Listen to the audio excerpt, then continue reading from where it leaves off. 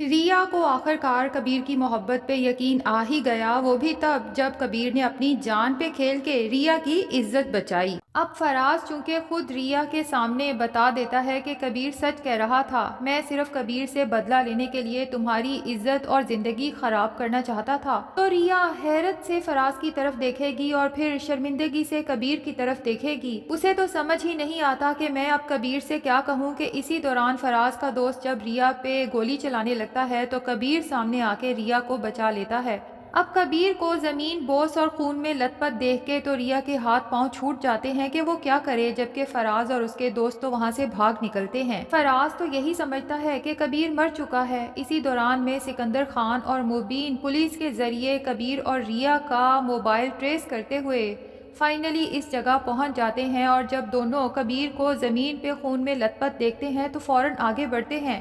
تاکہ ایمرجنسی میں اسے ہاسپٹل لے جایا جائے۔ سکندر خان تو اپنی بہن ریا کو دیکھ کے آنکھوں میں آنسو لیے اس سے پوچھتا ہے کہ ریا تم ٹھیک تو ہو نا؟ لیکن ریا ہوش میں ہی کہاں ہے کہ سکندر خان کے کسی سوال کا جواب دے سکے۔ اسے تو صرف ایک ہی فکر ہے کہ کبیر ٹھیک ہو، اسے کچھ ہو نہ جائے۔ اگر کبیر مر گیا تو ریا خود کو کبھی معاف نہیں کر پائے گی۔ مبین اپنے آدمیوں کے ساتھ کبیر کو ہاسپٹل لے جاتا ہے، جبکہ سکندر خان ریا کو گھر لے جاتا ہے، اور آسما جب ریا کو صحیح سلامت دیکھتی ہے تو رب کا شکر ادا کرتی ہے۔ لیکن ریا کو اس وقت اپنے بہن بھائی بالکل فیک لگتے ہیں، اور اسے بری طرح سے احساس ہوتا ہے کہ جب فراز نے اپنے منہ سے اعتراف کیا تھا کہ اس نے مجھے کڈنیپ کیا ہے تو میرے سگے بہن بھائی آخر میری زندگی اور عزت بچانے کیوں نہیں آئے، جبکہ کبیر جس کو میں نے ہمیشہ ہی جھوٹا سمجھا اور ہمیشہ وہ کیا جو کبیر نہیں چاہتا تھا، لیکن پھر بھی اسے میری فکر تھی اور وہ اپنی جان پہ کھیل کے مجھ تک پہنچا۔ ریا سکندر خان اور آسما سے پوچھ ہی لیتی ہے کہ آپ لوگ میرے سگے بہن بھائی ہیں نا؟ تو جب فراز کبیر کو بندوق کی نوک پہ لے کے جا رہا تھا تو آپ سگے بھائی ہو کے اس وقت کہاں تھے؟ اور روتے ہوئے سکندر خان سے پوچھتی ہے کیا آپ کو میری عزت کی، میری جان کی کوئی پرواہ نہیں تھی؟ تو سکندر خان بھی آنکھوں میں آنسو لیے روتے ہوئے ریا سے کہتا ہے کہ پرواہ کیوں نہیں ہوگی، لیکن فراز کے ہاتھوں میں پستول تھی، اور وہ اس سے پہلے کہ سکندر خان اپنی بات مکمل کرے ریا بیچ میں ہی ٹوک دیتی ہے کہ اس کے ہاتھ میں پستول دیکھ کے آپ ڈر گئے لیکن کبیر نہیں ڈرا۔ سکندر خان تو ریا کی یہ بات سن کے سچ میں دل میں بہت زیادہ شرمندہ ہوتا ہے اور کبیر کا احسان مند بھی ہوتا ہے، اور یہ سوچ سوچ کے پریشان ہوتا ہے کہ اگر کبیر بر وقت نہ پہنچتا تو پتہ نہیں وہ فراز کیا کر جاتا۔ ہم نے بھی تو کبیر کی ضد میں فراز کے ساتھ ریا کی شادی کرنے کا فیصلہ کر لیا، جبکہ کبیر چیخ چیخ کے ہمیں بتانے کی کوشش کرتا رہا کہ آپ ریا کی کہیں بھی کسی بھی اچھے لڑکے سے شادی کر دیں، میں کچھ نہیں کہوں گا، میں اپنی ریا سے محبت کرتا ہوں، اسے خوش دیکھنا چاہتا ہوں، لیکن پلیز اس فراز کے ساتھ شادی نہ کریں۔ لیکن آسما جب دیکھتی ہے کہ ریا اور سکندر خان کے دل میں کبیر کے لیے نرم گوشہ پیدا ہو رہا ہے تو اسے فکر لاحق ہو جاتی ہے، کیونکہ وہ اس دشمنی کو کبھی ختم ہونے نہیں دینا چاہتی۔ اگر یہ دشمنی ختم ہو گئی تو آسما کا پول تو کھل جائے گا کہ کبیر تو اس گھر کا دشمن ہے ہی نہیں، اس نے اگر ہمارے باپ کا قتل بھی کیا ہے تو اس کے پیچھے ساری سازش آسما کی ہی تھی۔ آسما نے کبیر کی ماں پہ جھوٹا الزام لگایا، خود ہی اپنے بچے کو ختم کرنے کے بعد سارا الزام مہبینہ پہ لگا دیا، کیونکہ آسما وہ بچہ چاہتی ہی نہیں تھی۔ اگر وہ مبین کے بچے کو پیدا کر دیتی تو وہ بچہ آسما کے پاؤں کی بیڑیاں بن جاتا اور وہ کبھی مبین کو چھوڑ نہ پاتی۔ اس طرح مہبینہ پہ الزام لگانے کی وجہ سے مبین کو چھوڑنا آسان ہو گیا، اور یہ سب آسما نے صرف اور صرف واجد کی محبت حاصل کرنے کے لیے کیا۔ اگر آسما کا راز کھلتا ہے تو سکندر خان آسما کو کسی صورت واجد سے نکاح کرنے نہیں دے گا، جبکہ آسما اب واجد سے مزید دوری برداشت نہیں کر سکتی۔ دوسری طرف مہبینہ کو جب پتہ چلتا ہے کہ کبیر کو گولی لگی ہے تو وہ تو پریشانی کے عالم میں ہاسپٹل پہنچتی ہے اور اللہ سے رو رو کے دعا کرتی ہے کہ اس کے کبیر کو کچھ نہ ہو۔ اسی دن کے ڈر سے تو اس نے کبیر کو اتنے سال خود سے دور رکھا، کیونکہ اسے پتا تھا کہ اس علاقے میں کبیر کے کئی دشمن ہیں اور کوئی بھی کبیر کو نقصان پہنچا سکتا ہے۔ لیکن مہبینہ کی دعائیں رنگ لے آتی ہیں اور کبیر کو فائنلی ہوش آنا شروع ہو جاتا ہے۔ اب جب مہبینہ کو ڈاکٹر بتاتے ہیں کہ آپ کا بیٹا ہوش میں آ رہا ہے تو وہ فوراً کبیر کے کمرے میں پہنچتی ہے، اور کبیر ہے جسے ہوش میں آتے ہی سب سے پہلی فکر یہ ہوتی ہے کہ ریا کہاں ہے اور کس حال میں ہے۔ تبھی مہبینہ مبین اور سب لوگوں کی موجودگی میں ہوش میں آتے ساتھ ہی سب سے پہلے یہی پوچھتا ہے کہ جب مجھے گولی لگی ریا میرے ساتھ تھی، ریا ٹھیک تو ہے نا، اسے تو کچھ نہیں ہوا؟ لیکن مہابینا کو تو ریا کا نام سنتے ہی اس لڑکی سے شدید نفرت محسوس ہوتی ہے اور اب وہ ریا کو ہر صورت اپنے بیٹے سے دور رکھنا چاہتی ہے۔ دوسری طرف ریا کبیر کے لیے تڑپ رہی ہے اور اسے ایک نظر دیکھنا چاہتی ہے، لیکن اسے پتا ہے کہ آسما اسے کبھی ہاسپٹل جانے نہیں دے گی۔ تبھی وہ کشف کو بلاتی ہے اور اسے کہتی ہے کہ کیا تم ایک دفعہ کبیر کو جا کے خود دیکھ سکتی ہو، وہ اب کیسا ہے، ٹھیک تو ہے نا؟ کشف کو تو خود بھی کبیر کی بہت فکر ہوتی ہے، تبھی وہ ہاسپٹل جاتی ہے اور سب سے نظریں بچا کے، جبکہ کبیر کے کمرے میں کوئی بھی نہیں ہوتا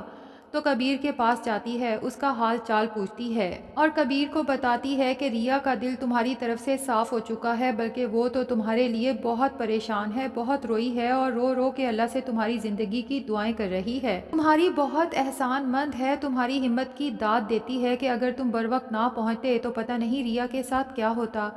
کبیر کشف سے کہتا ہے کہ اگر ریا نے میری ہمت کی داد دینی ہے تو اسے کہو وہ میرے سامنے آئے، ورنہ میں بھی سمجھ لوں گا کہ ریا ایک احسان فراموش لڑکی ہے۔ کشف یہی بات جا کے ریا کو بتاتی ہے تو ریا آسما کی منت کرتی ہے کہ بس ایک دفعہ مجھے کبیر کو دیکھنے دیں، پھر میں کبھی آپ سے ایسی کوئی خواہش نہیں کروں گی، آخر اس نے میری جان، میری عزت بچائی ہے تو ایک دفعہ جا کے اس کا شکریہ بولنا تو بنتا ہے۔ دوسری طرف سکندر خان اور مبین پولیس اسٹیشن کے لیے نکلتے ہیں تاکہ فراز کے خلاف FIR درج کروائی جا سکے، تو آسما واجد کو کال کر کے کہتی ہے کہ تم نے سکندر خان کے ساتھ رہنا ہے اور ایک بات یاد رکھنا کہ سکندر خان کے دل میں کبیر کی نفرت کو کم نہیں ہونا چاہیے، ورنہ ہم دونوں کا ملنا ناممکن ہو جائے گا۔ اب سکندر خان مبین خان کے ساتھ فراز کے خلاف FIR درج کروا کے جب پولیس اسٹیشن سے نکلتا ہے تو سوچتا ہے کہ مجھے ایک دفعہ کبیر کو دیکھ کے آنا چاہیے۔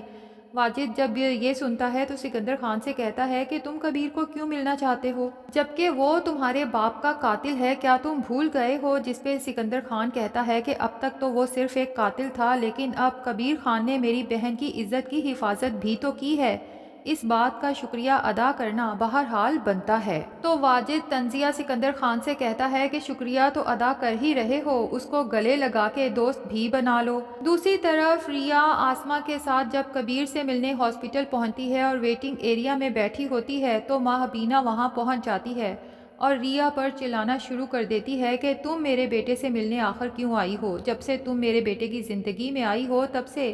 میرے بیٹے پہ ایک کے بعد ایک مصیبت آ رہی ہے، آخر تم میرے بیٹے کی جان چھوڑ کیوں نہیں دیتی؟